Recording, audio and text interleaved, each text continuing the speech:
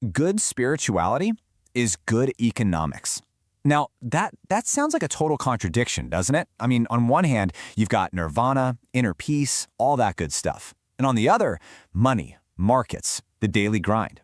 But what if they're not two different worlds at all? What if getting a handle on one is actually the secret to mastering the other? Let's dig into that. And we're going to start with a really simple question. All right, take a look at this. It's just a plain black mug. Now, be honest. Would you pay 1 lakh rupees for it? Yeah, I'm guessing your answer is a big no. I mean, it's just a mug, right? But just hold that thought, because we're about to see how that could completely change. Okay, now imagine this. What if your favorite celebrity, someone you really look up to, starts this massive campaign, and suddenly, everywhere you look, all you hear is this one single message over and over again: Black is best. It's on billboards, it's all over your social media feed, it's gone completely viral. After hearing Black is best 1,000 times, that 1 lakh rupee mug, well, it starts to look a little more tempting, doesn't it? That little feeling, that tiny shift in how you see its value, that is the power of conditioning. And yeah, there's actually a name for this. It's called economic distortion. It's basically what happens when, a lack of wisdom makes us totally misjudge what something is really worth. We get programmed by all that outside noise, and before we know it, we're willing to pay a price that has absolutely nothing to do with its actual practical value. So you can probably guess this isn't really about a mug. The truth is, we all have our own black mugs. You know, those things we buy because we're supposed to, because society tells us to, not because we've actually sat down and thought about what they're truly worth. And the craziest part? A lot of the time, we don't even realize we're doing it. Okay, let's look at a really powerful and frankly pretty staggering real-world example of this kind of miscalculation. I want you to just take in this quote for a second. So, what are the actual economics behind a decision like this? Think about it. On one side, you have a dowry, which is basically a one-time social payment. On the other side, you have education, which is an investment that pays you back for an entire lifetime.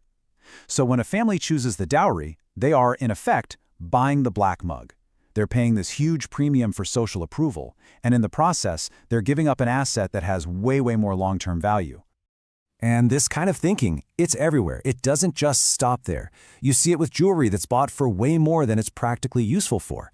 You see it in these huge lavish weddings that can literally push families into debt for generations. These are all economic choices, right? But they're being warped by a programmed idea of what we're supposed to value.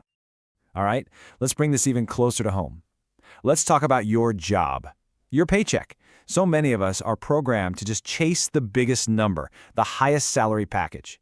But are we really stopping to calculate the real cost? So you see a number like, say, 40 lakhs per annum, and wow, that looks good on paper, right? It's impressive. It's what society screams at us is success. But here's the thing, a number like that, it's only half the story.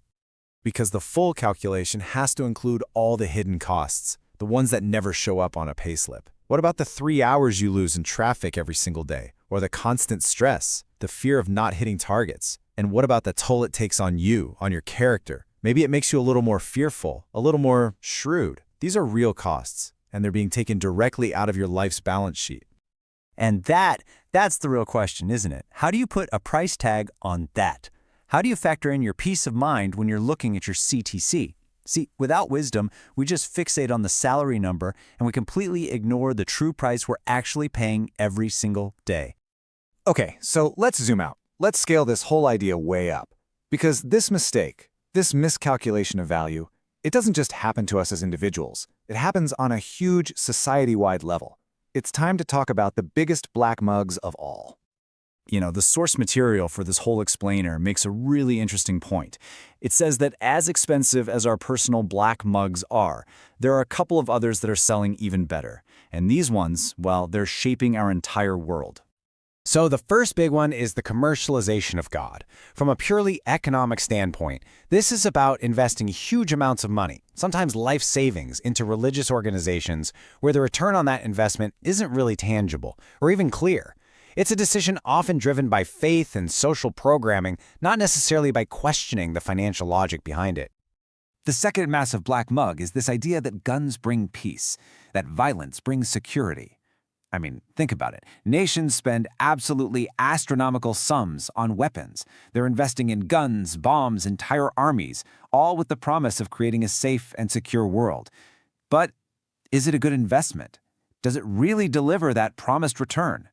And finally, we get to maybe the most powerful, most widespread black mug of them all, GDP, gross domestic product. We are all conditioned to see a rising GDP as the ultimate sign of a healthy, successful country. But the thing is, it's a deeply flawed way to measure things. And why is that? Because it counts all economic activity as good without ever stopping to ask if that activity is wise. And this table just lays it out so clearly. Look at this. Manufacturing guns, GDP goes up. Firing those guns and consuming bullets, GDP goes up again. From a pure GDP perspective, a war can actually be great for the economy. But here's the catch. Building a school also makes GDP go up. The metric itself has no way to tell the difference between something that destroys human well-being and something that builds it up. GDP just counts the cash. That's it. So if a lack of wisdom is what's causing all of these economic problems, then the solution becomes pretty obvious, right? We have to cultivate wisdom. And this brings us to what might just be the ultimate return on investment. Because in this way of thinking, wisdom isn't some fluffy philosophical idea. No, it's the single most powerful economic tool you could ever have. And what do we even mean by wisdom in this economic sense? It's actually really simple. It's just the ability to do the complete calculation. It means looking past the price tag on the mug, looking past the big number on your salary slip, looking past the national GDP, and asking yourself two simple questions. What is the total cost here, and what is the true value? So here's the whole argument, broken down into 3 simple steps. First, real spirituality, and by that we just mean the practice of gaining self-knowledge and clarity, that brings wisdom. Second, that wisdom allows you to make an accurate evaluation of your choices. And third, that accurate evaluation, well, that's the foundation of good economics, for you, for your family, and for the whole of society. And just like that, we've come full circle. That statement from the beginning, good spirituality is good economics, the one that sounded so strange, well now, it should make perfect sense. If you want to make better financial decisions, you first have to get the clarity and the wisdom that can only come from truly understanding yourself. So, I'll leave you with this one final thought to chew on. We live in a world that is constantly screaming prices at you from every direction. In a world like that, maybe the most revolutionary thing you can do is to quietly ask yourself, but what is its true value? So take a look around your own life. Which black mugs do you have sitting on your shelf?